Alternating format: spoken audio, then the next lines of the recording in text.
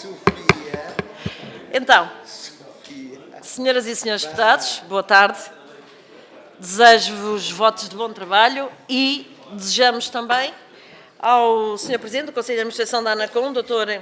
João Cadete Matos, e à Sra. Diretora do Gabinete de Comunicação, Dra. Hilda Matos. Desejamos também as boas-vindas a esta comissão, naquela que é uma audição no âmbito de um requerimento apresentado pelo Grupo Parlamentar do PSD sobre problemas no serviço de telecomunicações móveis em territórios de baixa densidade. Portanto, saudados e desejando votos de bom trabalho. Nós temos uma grelha em que o grupo que apresenta o requerimento, que é o PSD, terá 5 minutos, até 5 minutos. Depois, o Sr. Presidente também terá 5 minutos, no qual irá fazer uma apresentação, que poderia fazer antes ou depois, mas fará para o conduzir também na sua intervenção. Depois, no final, haverá uma ronda única, em que cada grupo parlamentar terá 3 minutos e, no final, a ANACOM terá o tempo somado das intervenções todas. Portanto, sem grandes demoras, dou a palavra ao Sr. Deputado Guilherme Almeida, do Grupo Parlamentar do PSD.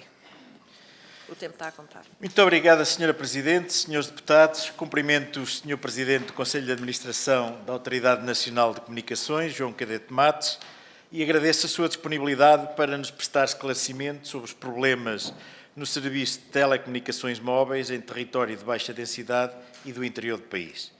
Todos concordamos que a digitalização e o acesso a redes e plataformas digitais são essenciais para fixar as pessoas e as empresas nos territórios e para atrair novos investimentos. Todos sabemos que a maioria dos territórios de baixa densidade tem inúmeros problemas no serviço de telecomunicações móveis e no acesso à internet, porque a infraestruturação tecnológica não tem chegado a todo o país. Todos temos a consciência que nos dias de hoje esta é uma situação crítica para o desenvolvimento do interior, porque aumenta as desigualdades territoriais, promove a discriminação entre populações e agrava o processo de despovoamento dos territórios. Esta realidade é constatada no terreno pelos próprios técnicos da ANACOM, em estudo de aferição de qualidade de serviço de telecomunicações móveis em vários municípios, que concluem que o fosso digital existente é uma ameaça à coesão territorial. É também reconhecido em várias declarações da Ministra da Coesão Territorial, Ana Abrunhosa, que desde 2021 afirma reiteradamente que a conectividade digital é determinante para o desenvolvimento do interior, garantindo sempre que no Portugal 2030 existem verbas para que os territórios com áreas brancas possam ter banda larga e fibra óptica, referindo, porque estamos conscientes de que o concurso 5G não vai resolver este problema e se o concurso 5G não resolve, o Governo e o Estado têm de resolver, porque estas são as autoestradas dos nossos dias. Para tentar resolver o fosso digital que existe em Portugal, a ANACOM já lançou 3 consultas públicas relativas à implementação de redes públicas de comunicações eletrónicas e sobre as opções quanto à instalação dessas redes com recurso a financiamento público. Estas consultas não têm sido concluídas por diversas insuficiências, motivo que justifica o adiamento há vários anos. Na última consulta, foram identificadas 37.173 subsecções estatísticas como áreas-alvo, espalhadas por 1.837 freguesias de 283 concelhos do país. O universo total de edifícios abrangidos atinge os 455.000, correspondendo a cerca de 474.000 alojamentos e edifícios relativamente a indústrias, comércio ou instalações agrícolas. É muito urgente resolver esta situação, porque as pessoas e as organizações que desenvolvem a sua atividade nesta parcela de território não têm as mesmas oportunidades de acesso a ferramentas digitais para trabalhar, estudar, utilizar serviços públicos ou para lazer. Para orientar a transformação digital na União Europeia, apresentou o programa Orientações para a Digitalização até 2030, a Via Europeia para a Década Digital, que prevê um investimento em infraestruturas digitais seguras, eficientes e sustentáveis, com o objetivo de cobertura até 2030 de todos os agregados familiares europeus por uma rede de gigabytes. Neste contexto, o Governo encarregou à ANACOM, através do despacho número 10.987 de 2021, de proceder à recolha de informação e atualização sobre a cobertura de redes públicas de comunicações eletrónicas e de elaborar o caderno de encargos para o concurso público. O Secretário de Estado da Digitalização afirmou que o concurso público para a cobertura das zonas brancas do país seria lançado até final de 2022 e que, nos programas regionais de Portugal 2030, estão alocados cerca de 150 milhões de euros para este esforço. A digitalização é crucial para construirmos um país mais competitivo, mais coeso e sustentável, e nesse sentido pergunto. Primeiro, a ANACOM já forneceu ao Governo o mapa das áreas não cobertas por redes de comunicações eletrónicas de capacidade elevada e as peças concursais que estiveram em consulta pública até 19 de dezembro de 2022? Segundo, quais os motivos porque ainda não foi lançado o concurso público para assegurar o acesso de toda a população a redes públicas de comunicações eletrónicas? Terceiro, o que está a impedir a cobertura das áreas brancas quando existe vontade política e fundos da União Europeia disponíveis? E, por fim, qual a resposta que vai dar aos ofícios da Assembleia Municipal de Viseu sobre a urgência de disponibilidade de acesso a redes digitais de comunicações nas freguesias de Viseu? Muito obrigado. Muito obrigada, Sr. Deputado. E agora sim, dou a palavra ao Sr. Presidente do Conselho de Administração, Dr. João Cadete Matos. 5 minutos. Cumprimento a Sra. Presidente, todos os senhores deputados, muito obrigado pelo convite e permitam-me só que comece por assinalar o seguinte, isto agradecendo muito a iniciativa do Grupo Parlamentar do PSD ao propor esta audição. É que temos a feliz coincidência de celebrar hoje o Dia Mundial da Internet. E, de facto, a ANACOM associa-se aqui no Parlamento e penso que não haverá melhor forma de celebrarmos o Dia Mundial da Internet, que, enfim, foi instituído pela Organização das Nações Unidas no dia 17 de maio de 2005, do que, precisamente, termos esta oportunidade de partilhar convosco aquilo que eu destacaria como sendo uma das duas missões mais prioritárias que a ANACOM tem tido nos últimos anos e que é que todos os portugueses sejam tratados da mesma forma no que às comunicações dizem respeito. Portanto, não haver, de facto, portugueses de primeira e de segunda, não haver localidades do país que têm comunicações e outros que não têm, e no que diz respeito, já que estamos no Dia Mundial da Internet, hoje um português que não tenha acesso à internet está discriminado negativamente, quer seja um estudante, quer seja um trabalhador, quer seja para fins de lazer, quer seja um turista, quer seja, enfim, não haverá um nome da digital onde não houver internet, portanto, de facto, o país terá sempre uma assimetria no desenvolvimento económico, porque é, no fundo, em que isso se reflete depois, mas também no desenvolvimento social, no acesso aos serviços de saúde através da internet, enfim, tudo isso, se de facto não houver uma cobertura de internet de todo o território.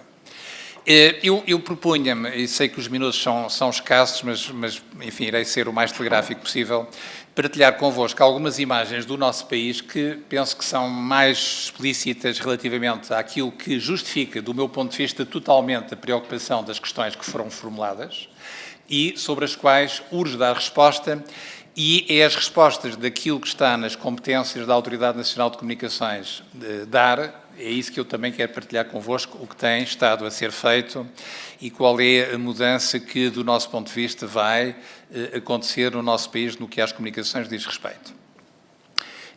O senhor deputado referiu os estudos que a ANACOM tem feito. Nós completámos a semana passada a apresentação, precisamente, o 67º estudo, que tem sido feito de forma muito detalhada, cobrindo a área de cada concelho. A apresentação que fizemos a semana passada foi no concelho de Pedrógão Grande, e o primeiro estudo que fizemos, que iniciámos ainda antes da pandemia, portanto tivemos que aqui interromper a pandemia, foi no concelho de Porto Mós. Portanto, estamos a falar de 67 concelhos, que se iniciou no concelho de Porto Mós, imediatamente a seguir o Conselho de Vila Nova de Orém, e terminou esta série, mas temos aqueles concelhos que estão ali com a cor amarela, são aqueles em que temos os estudos no terreno já desenvolvidos, mas que agora falta concluir os relatórios e fazer as respectivas apresentações.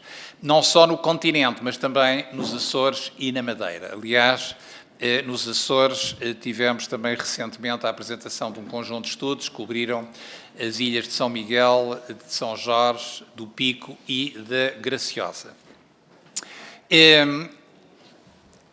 Os dois slides ilustram apenas 2 páginas do relatório e das apresentações, e para 2 concelhos, enfim, neste caso temos o Concelho de Vinhais, e temos aquilo que resulta do estudo que a ANACOM faz. E o estudo que a ANACOM faz é uma equipa técnica da ANACOM, munida de 6 telemóveis normais, e que percorre todas as localidades e todas as vias rodoviárias asfaltadas, não temos conseguido ir às vias não asfaltadas. Mas mesmo as asfaltadas, ali naquele caso do Concelho de Vinhais, estamos a falar de muitas centenas de quilómetros. E percorrem todas essas localidades e essas vias, fazendo medições da qualidade de sinal, portanto, aquilo que nós estamos habituados a ver no telemóvel com as barrinhas, que é a qualidade de sinal. O tipo de sinal, se estamos a falar de 2G, de 3G, de 4G ou de 5G, e, curiosamente, muitas medições ainda revelam sinal de 2G, hoje estamos no 5G, mas há muitas medições em que o sinal que está disponível é 2G, nem sequer é 4G. E quando falamos de 2G, significa que só se podem fazer chamadas, não se pode ter acesso à internet, como todos bem sabem. Naquele caso, e são 3 telemóveis para fazer chamadas para os 3 operadores que têm rede móvel, portanto, Mel, NOS e Vodafone, e são 3 telemóveis para fazer medição de dados, portanto, acesso à internet também para os 3 operadores. Aquele exemplo que temos ali é do operador Mel, no Concelho de Vinhais, e a cor vermelha que ali está e as cores amarelas é aquelas em que a qualidade do sinal é inexistente, muito má ou má. Portanto, na totalidade das medições, e são centenas, milhares de medições que são feitas, no caso do Concelho de Vinhais, o mapa, no caso do operador Mel, é aquele. No relatório que está na internet temos os mapas todos, eu selecionei, porque o tempo é escasso, apenas 2 concelhos, neste caso o mapa de Vinhais, e neste caso o mapa de Odmira, para passar do norte do país para o sul. E no caso de Odmira, neste caso é o operador NOS, a qualidade de sinal inexistente, muito má ou má, do operador NOS neste concelho é de 52,6% da amostra. Portanto, são todos aqueles, quando está ali a cor preto não há sinal, onde está vermelho é aqueles em que por vezes começa a estabelecer uma chamada, mas ela cai, e portanto temos ali o mapa do concelho de Odmira. Estes mapas estão disponíveis para todos os operadores, quer para o sinal, quer para as chamadas, quer para a internet, no site da ANACOM, estão lá todos esses relatórios, todas essas apresentações. Eu agora, nos slides seguintes, elucido apenas com alguns números das situações mais negativas em várias dimensões. Por exemplo, destes 67 estudos, aqueles 5 concelhos que estão ali, foi aqueles que tiveram um operador, naquele está ali assinalado o operador com pior cobertura. O operador com pior cobertura no concelho de Vimioso tinha uma cobertura apenas de 25%, portanto, isto para efeitos de rede. Miranda do Douro, 29%, Mação, 42,2%, Góis, 43,1% e Avis, 47,3%. Eu apresento este quadro também para chamar a atenção da coluna que está no último lugar, que é, se nós tivéssemos roaming nacional em Portugal, isto é, se os nacionais pudessem ligar à rede que estivesse disponível, portanto, tivéssemos as redes agregadas, vocês veem qual é que seria para os clientes daquele operador que tem o pior sinal, em vez de ter 25% de cobertura, tínhamos 91% no caso do concelho de Vimioso, ou tínhamos no concelho de Avis, em vez de 47%, 85,9%. Sabem que é uma ambição que a ANACOM tem perseguido e que procuramos que ela se atinja, e este slide elucida bem a diferença que faria. Aliás, por exemplo, no concelho de Vinhais, ou todos os concelhos da fronteira, muitas das chamadas são feitas com o roaming de Espanha. Isto é, Portugal paga chamadas aos operadores espanhóis, quando muitas vezes os operadores nacionais estavam disponíveis, mas como não há roaming nacional, isso não é possível. Este outro quadro tem o top 5 de chamadas falhadas. Isto é, em Vinhais, 1 em cada 5 chamadas falha. Portanto, 21% das chamadas falharam em Vinhais. Em São Jorge, na ilha de São Jorge, também cerca de 20% das chamadas falham. Quando digo falham, ou não se consegue estabelecer a chamada ou ela cai ao fim de alguns segundos. E são, enfim, os 5 destes 67 em que nós tivemos piores resultados e, de facto, aqui estamos a falar ainda de 2G, portanto, significa que em muitas daquelas zonas não é possível fazer uma chamada de telemóvel. E, inclusive, quando nós vimos o agregado, porque nós hoje temos roaming para ligar para o 112, mas nos sítios em que nenhuma das redes está disponível, nem para o 112 é possível ligar. Finalmente, este quadro, e é o último destes estudos que eu aqui vos apresento, enfim, a informação seria muito mais, dá a ilustração do acesso à internet, onde é que houve testes que não conseguiram ser feitos, ou em que o download ou upload terminou. E temos ali também Vinhais, Góis, Vimioso, Castelo Branco, Miranda do Douro, Odmira, enfim, os concelhos com piores resultados para os vários operadores, o que significa, por exemplo, olhando para o primeiro caso de Vinhais, que em mais de 50% das situações não foi possível aceder à internet móvel, é o que aquilo quer dizer. Bom, como é que a ANACOM, Sra. Presidente, eu sei que já esgotei mais que o meu tempo, agora das duas uma, ou vocês me dão uma tolerância, ou então fica para a parte final, vejam lá. É possível? Se houver, eu agradeço. Eu vou, enfim, já vem que eu estou a procurar ser o mais célebre possível. No que à rede móvel diz respeito, a ANACOM fixou no muito famigerado, conhecido, propagado leilão do 5G, enfim, muito contestado pelos 3 operadores que não gostaram que houvesse entrada de novos operadores no mercado. Eles vão entrar, estão aí a fazer os investimentos, já têm as antenas e vão ter ofertas competitivas. Esperemos que finalmente esse é um grande objetivo também, os preços das comunicações sejam reduzidos em Portugal. Mas no que à cobertura do território, a ANACOM foi, enfim, um bocadinho mais além do que aquilo que estava na resolução do Conselho de Ministros de fevereiro de 2020, que fixava um objetivo de cobrir 90% do território com 100 megabits.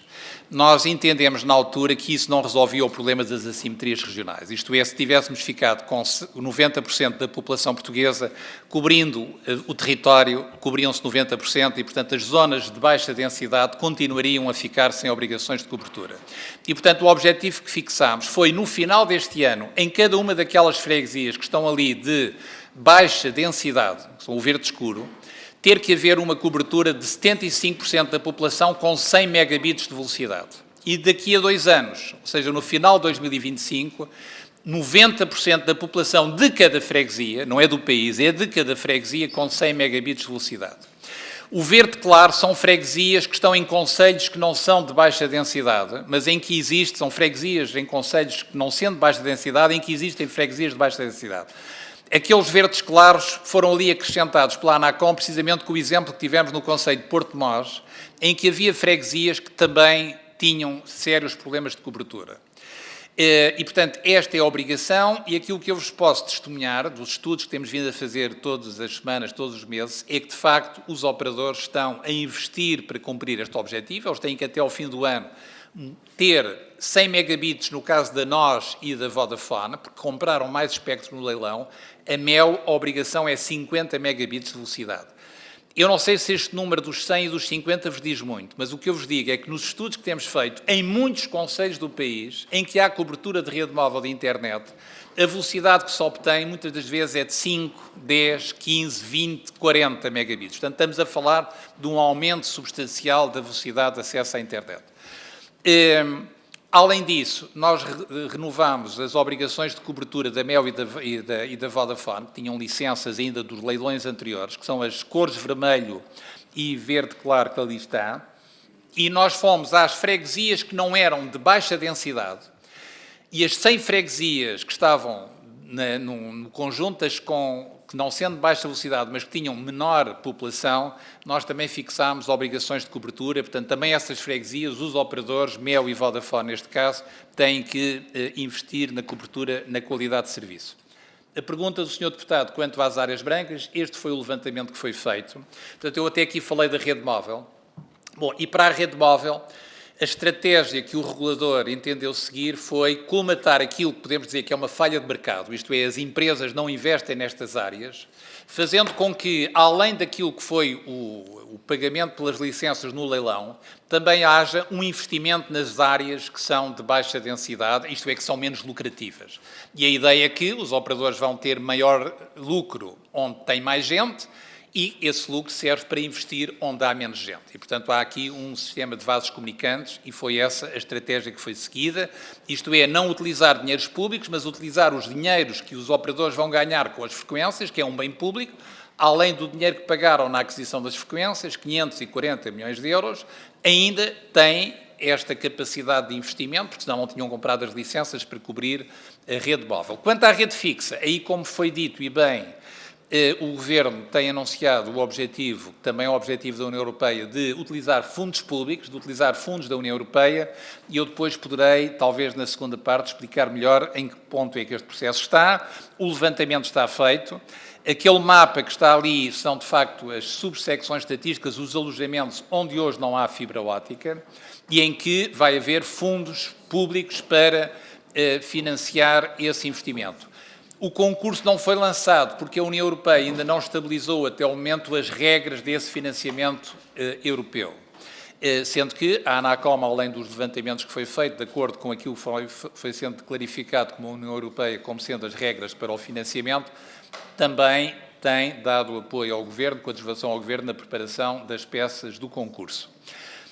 Chamava a atenção para a consulta pública que a Anacom tem a decorrer sobre a fibra óptica, que está ali naquelas zonas azuis, que são zonas onde só há um operador, ou em que há um operador com poder de mercado significativo. O operador é um operador do grupo Altice, ou é a Fibra Global, ali naquela grande zona centro, 50% das situações são Fibra Global, que foi a empresa que ganhou o concurso de fundos para levar a fibra óptica a todo o território e que só tem como cliente um operador que é a MEO do grupo Altice. Portanto, ou no caso da fibra global, da Fast Fiber ou da Altice, naqueles concelhos, de facto, quem lá vive não tem concorrência. Os consumidores não têm a possibilidade, se estiverem insatisfeitos, de mudar para outra empresa. E, portanto, aquilo que a Anacom pretende é determinar que haja uma oferta grossista das empresas do grupo Altice para que naqueles concelhos, não é concelhos, são freguesias, são 612 freguesias do país, em que há fibra óptica, mas não há concorrência, porque a fibra óptica não é partilhada com a Vodafone, com a nós, ou com as novas empresas que estão a entrar no mercado. Isto é verdade no continente, também é verdade na Madeira e nos Açores, naquelas zonas que estão ali determinadas. A consulta pública está a decorrer e nós gostaríamos que durante este ano esta obrigação fosse concretizada. Termino, embora hoje seja o Dia Mundial da Internet, mas não esquecendo o serviço postal, para dizer que, de facto, a Anacom teve aqui uma intervenção bastante consistente para evitar um percurso que a empresa concessionária do Serviço Postal Universal estava a fazer, que era encerrar estações de Correios. Tinham sido encerradas 33 estações de Correio, foram reabertas, a última a ser reaberta foi no Gavião, mas, enfim, aqui só falo das estações da proximidade nos concelhos, mas haveria muito também para falar sobre a qualidade de serviço postal, os atrasos no correio, que é uma preocupação que temos e que importa corrigir. Enfim, Sra. Presidente, agradeço muito a tolerância e terei certamente a oportunidade na segunda parte de desenvolver e responder mais algumas das questões que queiram colocar. Muito obrigado. Muito obrigada, Sr. Presidente. Sim, mas esta tolerância foi com o consentimento e a aprovação de todos os grupos parlamentares, pelo menos foi esse sinal que me deram. E entramos na ronda dos 3 minutos e dou a palavra ao Grupo Parlamentar do Partido Socialista, à Sra. Deputada Berta Nunes. 3 minutos. Muito obrigada, Sra. Presidente.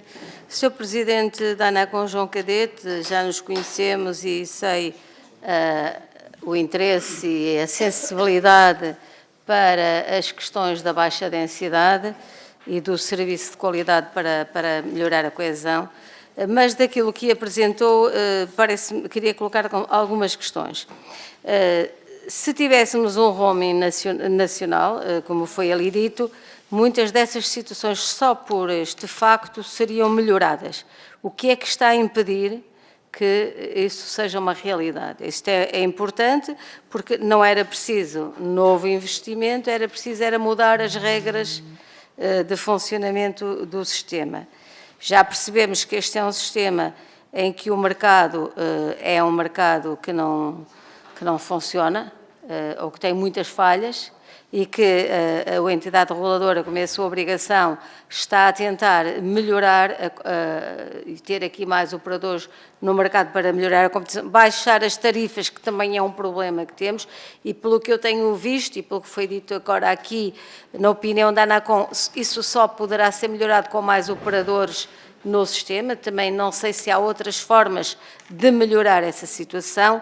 Também em relação a outras questões que já foram discutidas de fidelização excessiva e com dificuldades de sair do operador, não sei em que ponto isso está, mas voltando, isso também gostava que falasse, mas voltando agora aqui, o leilão 5G tem obrigações importantes. 75% de todos os agregados familiares de todas as freguesias, não é da população em geral, porque depois de cada freguesia, porque se for da população em geral, já sabemos, fica o interior, pode ficar todo descoberto e atingir-se o objetivo. Mas é de todas as freguesias, terão que ter cobertura 5G, 75% até 2023, 90% até 2025. E eu pergunto se acha que vamos conseguir atingir estes objetivos, se estamos nesse caminho, porque isso é importante perceber.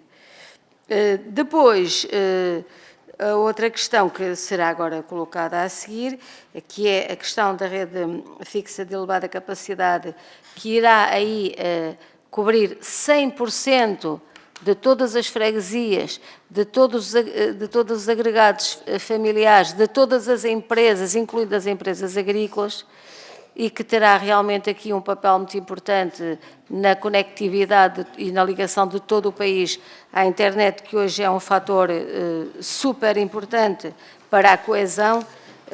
Sabemos também, pela própria Secretária de Estado, que estão apenas a discutir o caderno de encargos e prevêem que até final de junho poderá ser lançado o concurso. Não sei se também é essa a sua expectativa e como é que isto também poderia melhorar todo este sistema, que impacto é que poderia ter em todo este sistema da conectividade.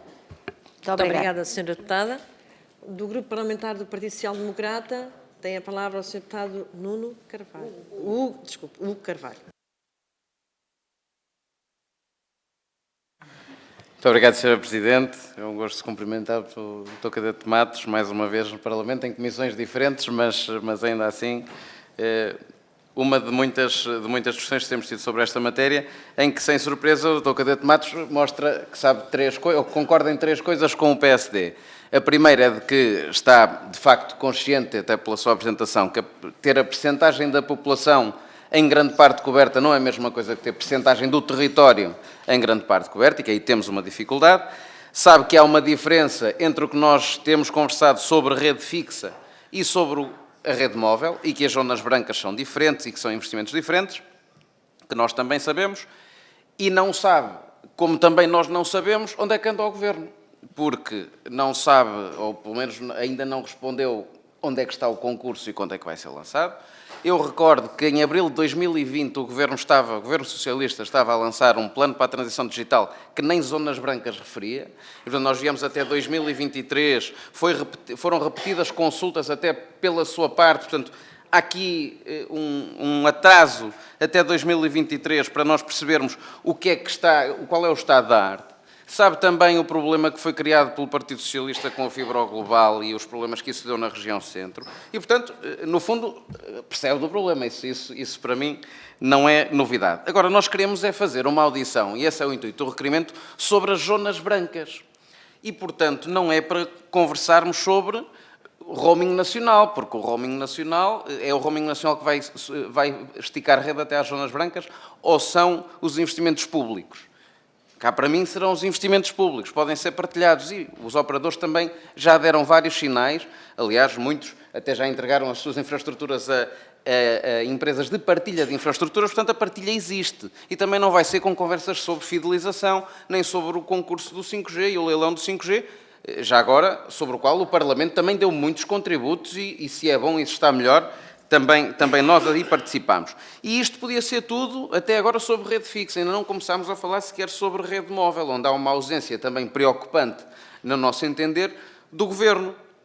Espanha está a colocar 4 mil milhões de euros do PRR ou de fundos públicos para a conectividade. O Reino Unido tem 500 milhões, mais 500 milhões, 500 públicos, 500 privados. A Itália, 2 mil milhões de euros do PRR. Nós, enfim, não se vê nada. Vê-se um anúncio de um concurso que tem 3 consultas muito bem feitas pela ANACOM, eram necessárias, mas o Governo não fez nada ainda e, portanto, isso preocupa-nos e gostávamos de ter a sua resposta quanto a esse problema em específico, que é o Governo mostrar interesse, mais do que interesse, fazer alguma coisa neste sentido, portanto, lançar os concursos e dizer o que é que vai fazer com as zonas brancas na rede móvel, porque nós ainda não sabemos o que é que o Governo quer fazer, e se há coisas que a ANACOM, como regulador, também possa fazer, porque, enfim, nós sabemos que o Sr. Presidente também está atento, também anda pelas freguesias, que está a fazer testes de cobertura, nós sabemos isso tudo e agradecemos-lhe esse trabalho, que é muito útil para nós também. Mas, como regulador, o que pode mais fazer? Nós sabemos, por exemplo, que há em discussão, já desde 2009, que é reclamado algumas alterações no Decreto-Lei 123 para facilitar o rollout da rede por parte dos operadores. Ainda não temos novidade praticamente nenhuma nesse sentido, já estamos em 2023 e, portanto, são as perguntas que lhe deixo e, no fundo, o desafio que lhe faço para que não façamos esta discussão, uma discussão sobre outras coisas, que também são sobre telecomunicações, mas também são sobre coisas importantes, mas que não são sobre as zonas brancas, porque hoje o que queremos resolver é esse problema mesmo. Muito obrigado. Muito obrigada, Sr. Deputado. Dou a palavra à Sra. Deputada da Iniciativa Liberal.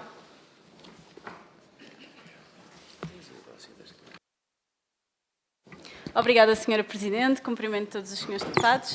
Cumprimento o Sr. Presidente do Conselho de Administração da ANACOM, o Dr. João Cadete Matos. Cumprimento também a Sra. Diretora do Gabinete de Comunicação, a Dra. Hilda Matos. Agradeço já a informação que aqui já começou por prestar. Eu tinha aqui algumas questões que de certa forma, foram esclarecidas, porque, de facto, a notícia que fundamenta este pedido de audição relata-nos um estudo que foi efetuado pela ANACOM, que avaliou, na ótica do utilizador, o acesso real à rede de telecomunicações, fez vários testes e que simulam as condições reais de utilização.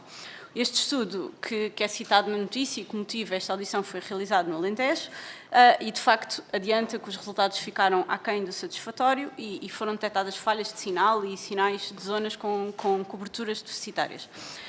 E aqui já nos trouxe aqui alguns dados, porque a pergunta que eu tinha para lhe fazer é se, de facto, como é feito no requerimento do PSD, se podíamos transportar estas conclusões deste estudo e daquilo que foi dos resultados deste estudo, se de facto são transversais a todo o território nacional e se podemos fazer este tipo de extrapolação para todas as zonas do interior. Eu creio que já nos explicou onde estão os principais problemas, os principais dados.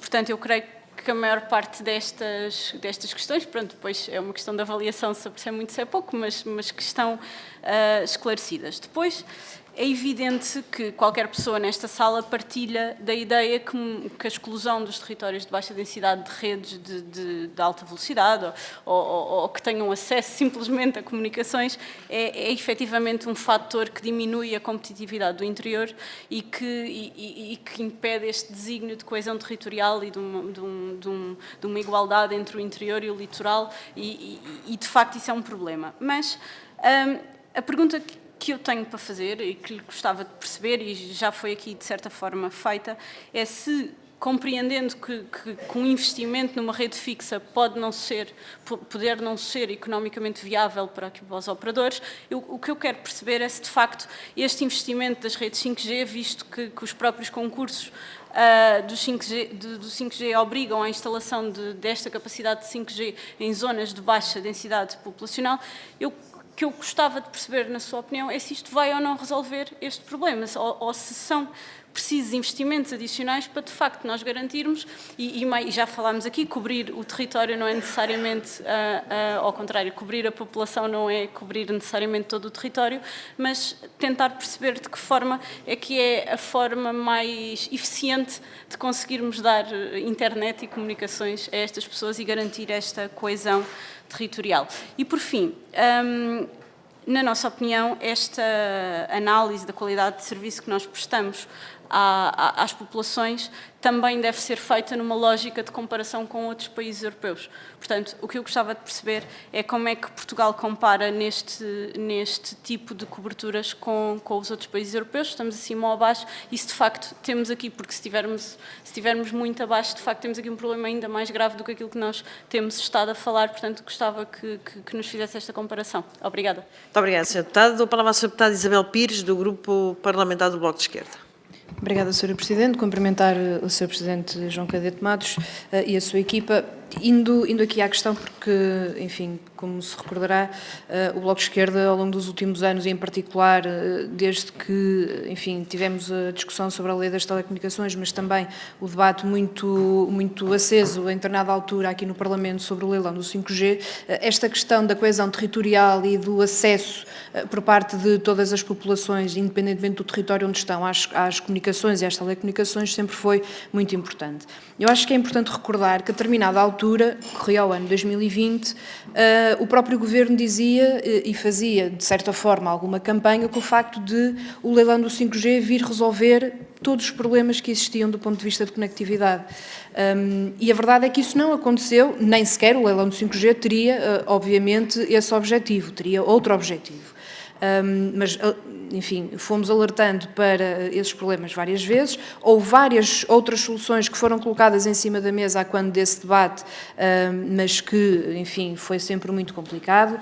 E, portanto, as questões concretas que nós gostávamos de colocar, passados alguns anos desse processo e considerando até as informações e os dados mais recentes dos estudos relativamente à qualidade de redes móveis, por exemplo, que aqui nos mostraram, e que já agora, se pudesse também fazer chegar à Comissão este PowerPoint, acho que seria importante para nós.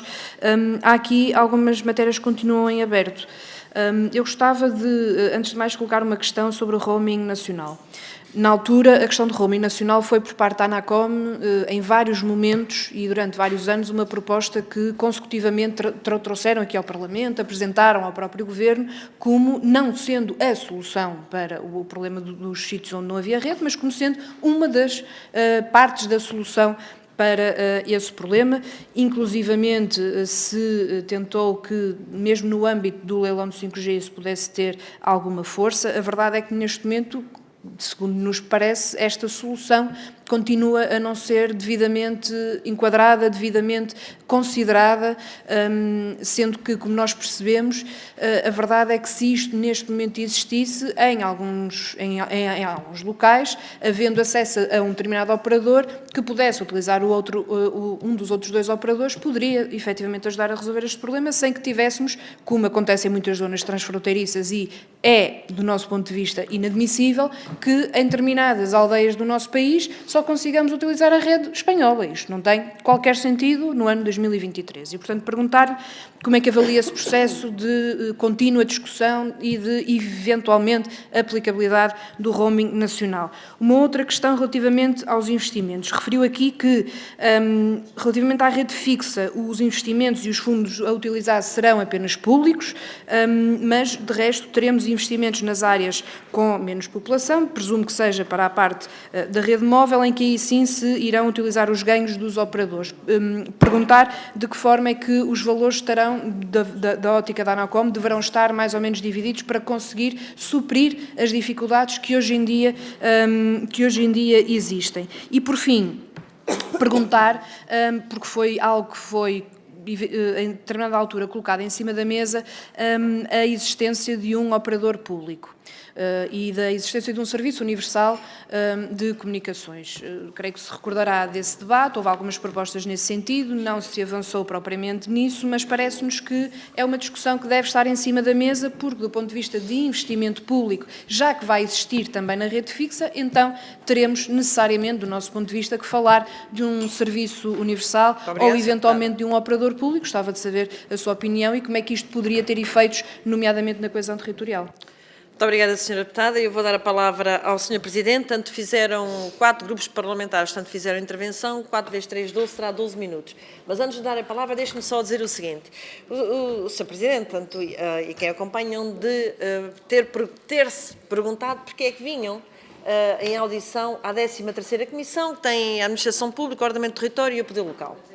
Em situações normais, seguramente presta e será chamada à 6ª Comissão, correto?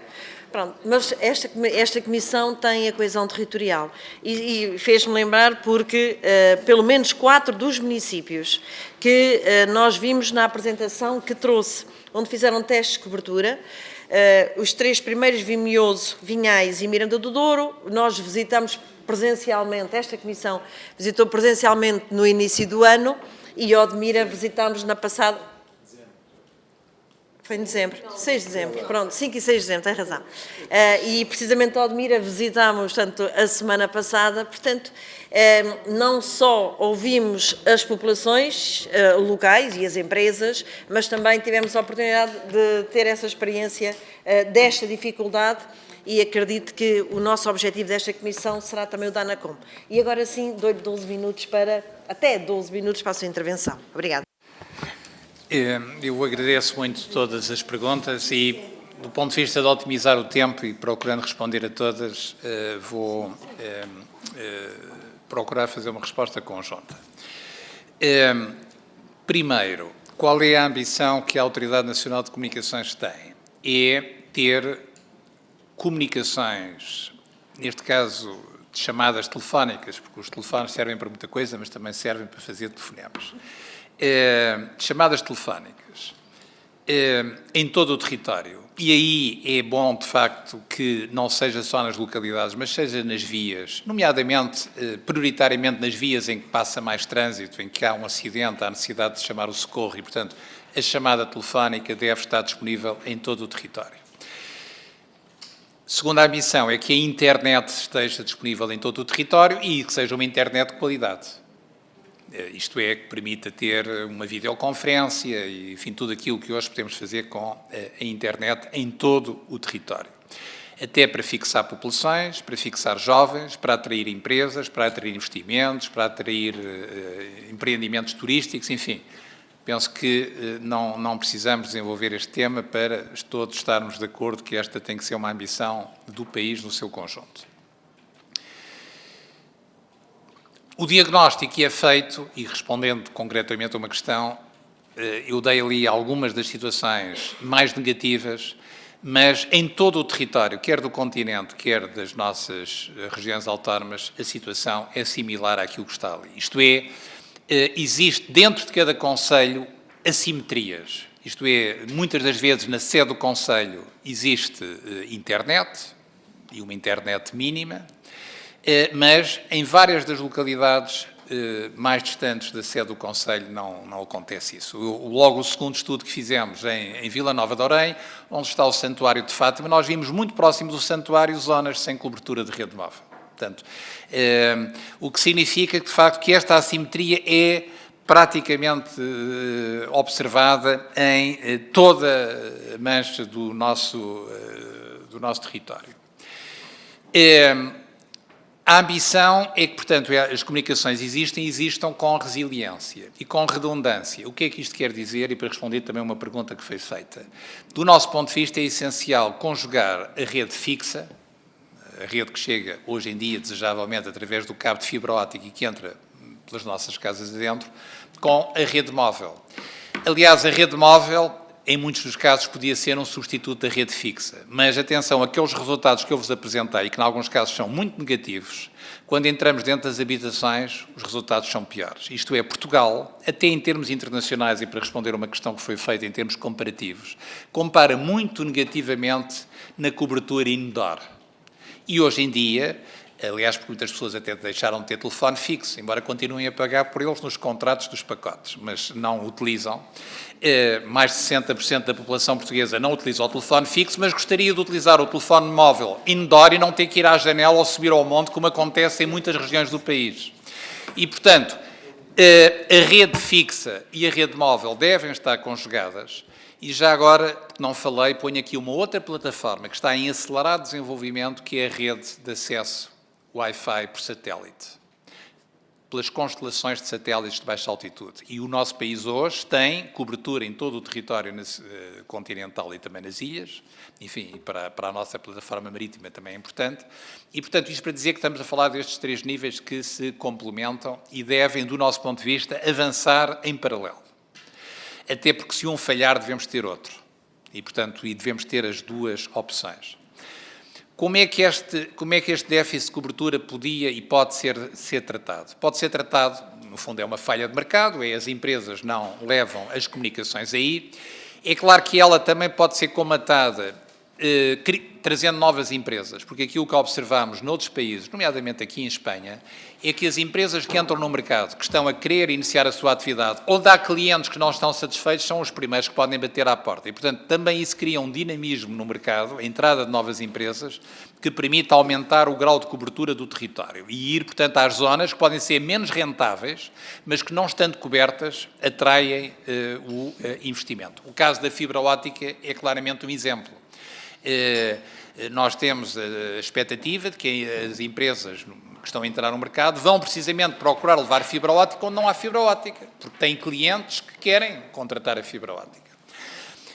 Perguntar-se, mas porquê é que as 3 empresas que estão não o fizeram? Ou as 4, se juntarmos no caso da fibra óptica, a Novo, que também está no mercado. Não o fizeram porque também as margens eram tão rentáveis nas zonas mais populosas que, enfim, não tinham que ir bater à porta e cobrir as zonas menos rentáveis. Eu recordo-me perguntar à Vodafone, por exemplo, porque é que não estava nos Açores e na Madeira a oferecer fibra óptica, e eles diziam, bom, temos outras prioridades de investimento, o cabo submarino também é caro, mas lá está, quer dizer, não faz sentido que essas populações fiquem para trás. Portanto, desse ponto de vista, a entrada de novas empresas é relevante. E já expliquei que a estratégia foi, no caso da rede móvel, podia ser fundos públicos, foi feita essa pergunta. Mas eu também pergunto, quer dizer, os portugueses pagam as comunicações das mais caras da Europa. Porquê é que havíamos de utilizar o dinheiro dos contribuintes também para financiar as empresas para levar a rede móvel, onde elas podem compensar, obviamente reduzindo as suas margens de rendibilidade, mas fazerem esse investimento?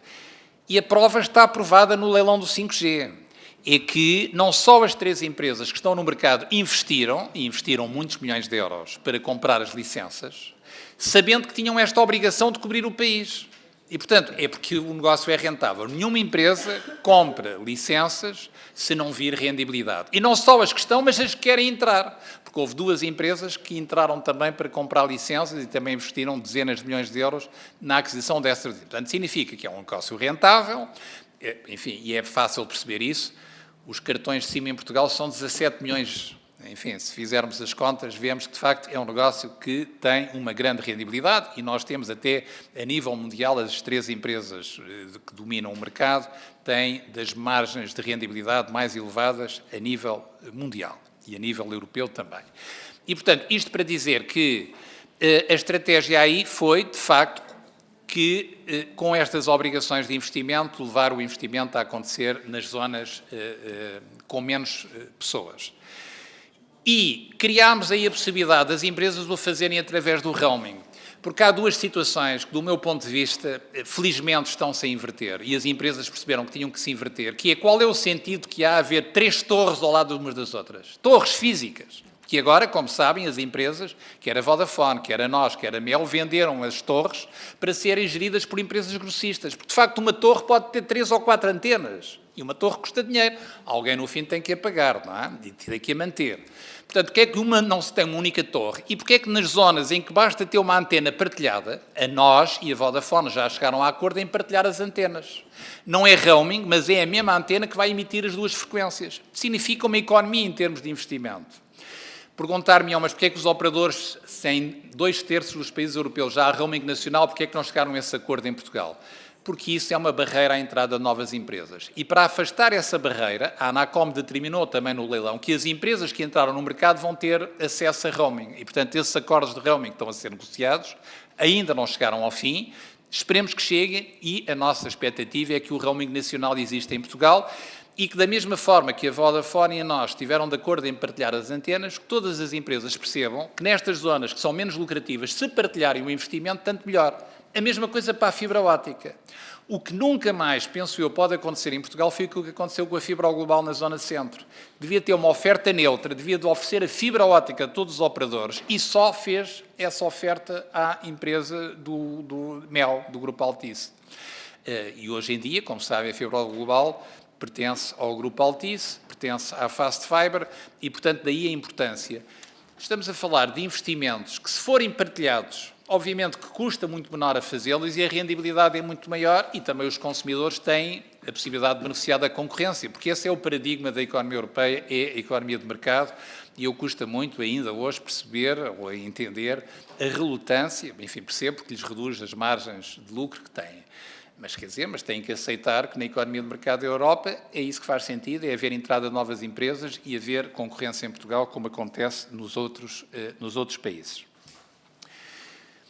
Relativamente à rede de fibra óptica, enfim, o entendimento do Governo, e foi o entendimento que a Anacom apoia, foi utilizar os fundos europeus, embora eu tenha dito, e torno a dizer aqui, que dos 540 milhões de euros do leilão, a Anacom ainda só transferiu para o Estado, que, enfim, aguardamos que essa transferência seja feita, 35,8 milhões de euros e que foram aplicados no cabo submarino. E nós temos dito, muito bem aplicados, e se o dinheiro da receita do leilão for aplicado para cobrir a fibra óptica ou para cobrir as zonas, mesmo que os 90%, pode haver zonas que fiquem sem cobertura. Bom, o satélite chega a todo lado, ponhamos lá antenas de satélites dos vários operadores de satélites que estão a desenvolver as suas redes. Portanto, atenção, o satélite, isto é uma novidade, não sei se os senhores deputados sabem, nós temos vindo a fazer testes da única rede de satélite que neste momento cobre o território nacional, que é a Starlink, e temos velocidades de download de 300 megabits. Portanto, isto para dizer que os satélites, são satélites de baixa altitude, revolucionaram as comunicações também através das redes sem fios. Enfim, hoje a situação mais conhecida da Starlink é o caso da Ucrânia, que é, graças à Starlink, tem comunicações a funcionar, deixaram de ter torres e deixaram de ter antenas e, portanto, tem que funcionar com as redes de satélite. Até desse ponto de vista de redundância e de segurança, também é importante termos acesso a essas redes de comunicações. Eu já expliquei que o roaming nacional faz sentido. Nós criámos essa possibilidade dos operadores, porque até hoje só houve um país na Europa que impôs o roaming nacional. Eu devo dizer aos senhores deputados, e estou aqui no Parlamento, e é o Parlamento que faz as leis, eu não teria dúvidas em vos recomendar que, se o roaming nacional não nascer em Portugal por acordo entre as empresas, então o Parlamento deveria de considerar seriamente fazer aquilo que se fez na Europa, que foi o roaming na Europa por diretiva europeia. E, portanto, ou as nossas empresas percebem que têm vantagens, porque a ideia de não partilhar as redes é evitar os concorrentes. Mas, do ponto de vista, porque já ouvi dizer, é uma expropriação. É tanta expropriação utilizar a Vodafone Espanha quando vem a Portugal a rede da Vodafone ou da Altice ou da NOS, como a Vodafone Portugal utilizar a rede da Altice ou da NOS. Portanto, a partilha das redes é paga, portanto, a gente quando faz... E lá está, em vez de estar a pagar chamadas às redes espanholas junto à fronteira, estão os operadores entre si a fazer essa compensação. E, portanto, para dizer que também a entrada de novas empresas, e vou concluir já, também aí vai ser o incentivo para esta competitividade também nas ofertas. Nós hoje não temos ofertas competitivas de acesso à internet. Eu dou-vos só um dado e com isto termino, que é um dado que, aliás, tem a ver com a empresa Digi, que está a investir em Portugal e que é uma das empresas que adquiriu frequências no leilão do 5G. A Digi, aqui ao lado em Espanha, oferece 1 gigabyte de fibra óptica por 20 euros, que em Portugal os 3 operadores cobram 40 euros com 24 meses de fidelização. E a Digi oferece 1 giga por 20 euros, metade do preço, com fidelização de 3 meses. Bom, e eu, para responder à pergunta das fidelizações, eu não posso deixar de o fazer mais uma vez no Parlamento. Mudar a regra das fidelizações dos 2 anos, além de ser um absurdo querer refidelizar, porque já não é a fidelização no início, era para suportar o custo do investimento. Neste momento já é para mudar o router, para ter mais canais de televisão, para mudar o pacote, para dar mais internet. Refideliza-se o cliente. Qual é o único objetivo? É impedir que os concorrentes que vão entrar no mercado português e vão estar cá a oferecer uma fibra óptica de 1 giga a 20 euros, como oferecem em Espanha ou noutros países, e obviamente que os clientes portugueses vão querer mudar e os operadores vão ter que baixar os preços. Essa é a nossa estratégia, é claro que é por isso que a Anacom é tão contestada neste dinamismo do mercado, toda a gente entende isto, e nós também entendemos e achamos natural, vivemos bem com isso, mas para dizer que as fidelizações são uma amarra que vão impedir o aumento da concorrência nos próximos tempos, e daí o apelo que fazemos ao Parlamento para que considere rever essa regra das fidelizações que está na Lei das Comunicações Eletrónicas. Muito obrigado. Muito bem. Muito obrigada, Sr. Presidente, Sra. Diretora. Agradeço os esclarecimentos e o facto de terem estado connosco e desejo-vos continuação de bom trabalho. Nós continuamos com um ponto. Já recebemos. Fica cá, podem partilhar a apresentação por todos. Eu acho que já o recebeu, sim. Muitíssimo obrigado. Eu irei acompanhá-los só à porta e depois voltarei só para terminarmos um ponto da nossa reunião. Muito obrigado, foi um prazer. Uma boa tarde.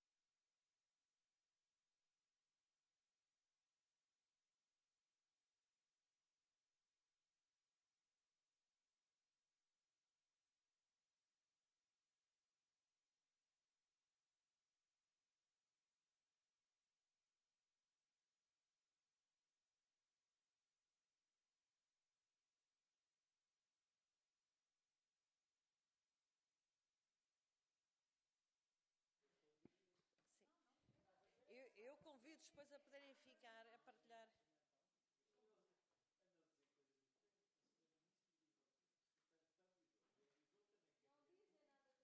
Aos senhores deputados, depois poderão ficar, só que entretanto tenho deputados na sala que seguramente têm que ir para plenário. O ponto 2 é a apreciação e votação do relatório sobre o relatório anual do Governo sobre a participação de Portugal na União Europeia 2022, cujo relator é o Sr. Deputado Firmino Marques. Sr. Deputado.